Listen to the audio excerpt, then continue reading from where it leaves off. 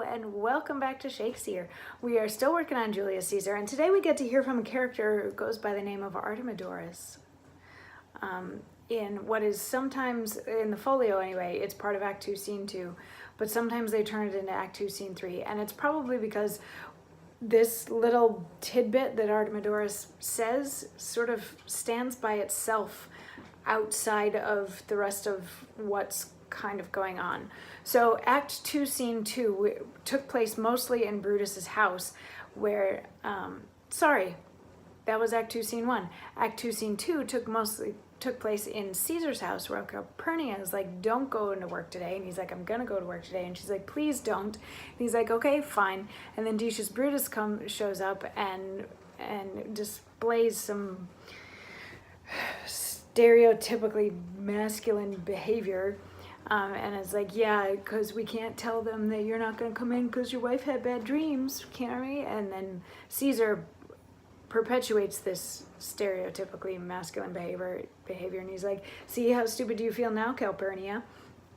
And then a whole bunch of other people, Publius, Trebonius, blah, blah, blah, show up to also escort Caesar to the Senate house, because now it's 8 o'clock in the morning. So they show up and they pick him up sort of towards the end of the scene, and sometimes they tack this Artemidorus thing onto the end of Act 2, Scene 3, onto the end of Act 2, Scene 2, because this little tidbit is all that exists of Act 2, Scene 3, and Act 3, Scene 1 picks up at the Senate house when they're starting to like hear suits from various peoples and all that sort of a thing. So anyway, Caesar has just been picked up by all of these conspirators, and he makes some puns like, oh, I know that you have a suit for me, so make sure you stay near. And Trebonius is like, I will, and I'll be so near you that people wish I was farther away. You know, all this like whatever. But then Artemidorus comes in reading a letter, and in some productions writing a letter, but reading a letter that says, Caesar, beware of Brutus. Take heed of Cassius. Come not near Casca. Have an eye to Cinna. Trust not Trebonius. Mark well, Metellus Cimber. Decius Brutus loves thee not. Thou hast wronged Caius Ligarius. There is but one mind in all these men, and it is bent against Caesar.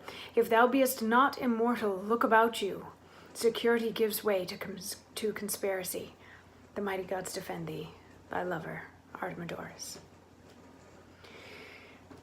Here will I stand, till Caesar pass along, and as a suitor will I give him this. My heart laments that virtue cannot live out of the teeth of emulation. If thou read this, O Caesar, thou mayest live. If not, the fates with traitors do contrive. So Artemidorus can see the future-ish, knows who all of the conspirators are, and has written them down in this letter to give to Caesar, saying, watch out for all these guys, you can't trust them, you know, just keep your wits about you. And then Artemidorus tries to position himself in such a place that when Caesar comes into the Senate house, he'll be able to pass along this letter, which hopefully Caesar will read as a suit, and then he will know to watch out for these guys. So tomorrow we get into Act 3, Scene 1, and we will find out if Artemidorus was successful in warning Julius Caesar about his impending death. I'll see you tomorrow for more.